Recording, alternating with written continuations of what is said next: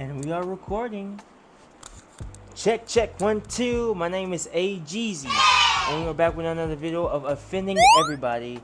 And I'm not offended, so this is not for me. So, we are here with types of people in restaurants. This was posted a while ago. I don't care. We're going to react to it. You're going to watch me react to it. But please, if you like the video already, please like and subscribe. Comment, do whatever you want. Please, no hate, no negative. We keep it up and popular. We keep it up and popping.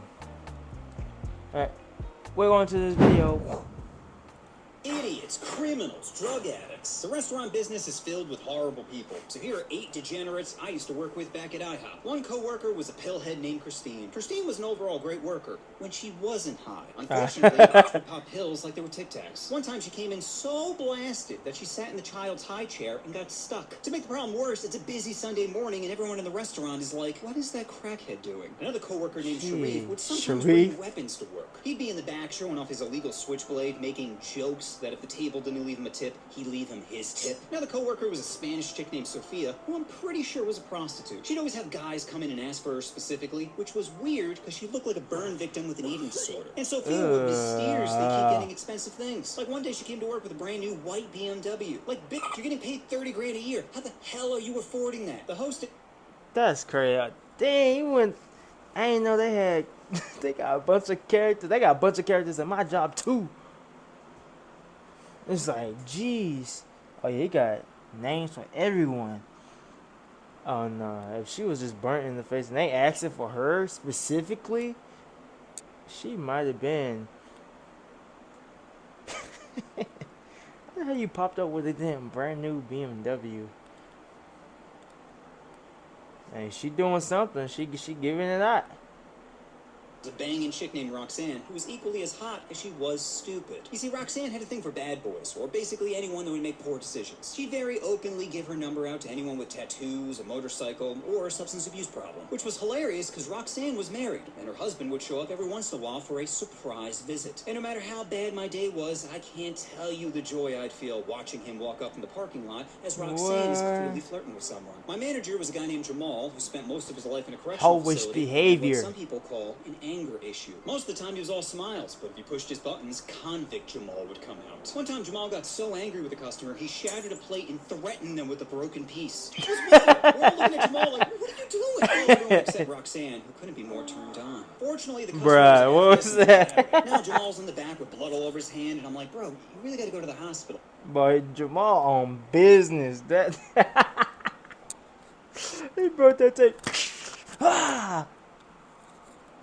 And now you gotta face the consequences of your hand being blood everywhere.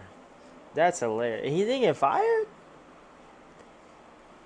He's like, nah, bro, I don't trust doctors. The owners of the IHOP were a father and son. The father was a rageful, petty person who would chew out workers on a regular basis, while the son was a personable, charming fellow. However, both of them were pieces of shit because they would steal money from their employees. You see, what they did was change the time you clocked in and out. Most servers didn't notice because you only get paid a few dollars an hour, but the cooks most certainly did notice, as taking away $9 a day really adds up. Unfortunately, like I mentioned earlier, everyone working there was a degenerate who had no other options but to accept some greedy American giving him that corporate D. The wife of the owner was a gold digger named Casey. Casey has the IQ of a Down syndrome kid who puffs paint. The fact that she could hold a conversation without biting her own tongue always amazed me. The owner would buy Casey expensive things that he'd bring up whenever he got angry. Like the owner paid for Casey to get a boob job and one day just yelled at her in the middle of the restaurant saying, I paid for those tits, so roll some goddamn silverware! Casey drove a Mercedes, and the fact that someone gave her a license still baffles me to this day. This nigga done paid for her titties, dog. I mean, you can call her a gold digger, but this nigga giving out money. He just giving it out. Why he taking from the employees? I'm calling the cops. I am suing y'all in a restaurant, but I like IHOP. They got some really good omelets, pancakes, but that is not what I'm going to subscribe to. Everybody getting hands. Day her car would have some new dent or scratch on it. Like, damn, bitch, please don't drive near any middle schools. The combos, or bus boys, were all illegal Mexicans who were the only good workers there. Well, all of them except one guy named Pedro, who, let's say, had sticky fingers. Whenever a customer would leave something at the table, Pedro would snatch that shit out as the next piece of pizza. Like, one dude left his wallet on his seat, and I could see it from a distance, but I'm super busy, so I'm not making a beeline for it. When I finally got around to the table, surprise, surprise, the wallet was missing. And the customer comes back in and asks me if I saw it. Now, what am I supposed to do here? Narc on one of my coworkers who could be deported for this and have pure vengeance in his eyes for the gringo that sent him back to the motherland? Or just say I don't know. So, of course, I went with the latter, but the customer was adamant that I stole it. To recap, I'm getting paid poverty wages while getting yelled at by a guy as Pedro is in the back squinting at me cleaning knives. The only time Pedro came in clutch was one time I had a table of young guys that were all around 17 years old, which basically just means there's no chance of me getting a tip. So they harass me again and again for refills, appetizers, napkins, all while we're super busy. When they leave, of course, there's no tip, but one of them accidentally left their cell phone. So I bring it to the back and I'm like, Pedro, Cinco Dolores? He hands me $5 and I'm like, well. Looks like I got my tip after all. He comes back in 20 minutes later asking me if I saw his cell phone. And I'm like, no. Aside from the exact money for the meal, I didn't see anything else on the table. And the kid's looking at me like, damn. Got f***ed up. So those are all the degenerates I used to work with back at IHOP. If you guys had any worthless coworkers, please That's a leave lot. them down in the comments. And just remember, when someone pisses you off, don't get mad. Get even. You know what you need to do. Oh, I really wish I saw. Don't get mad, get even. Pissing you off, not cheating. Two different things. Two different things. Did y'all enjoy that? Because I did. But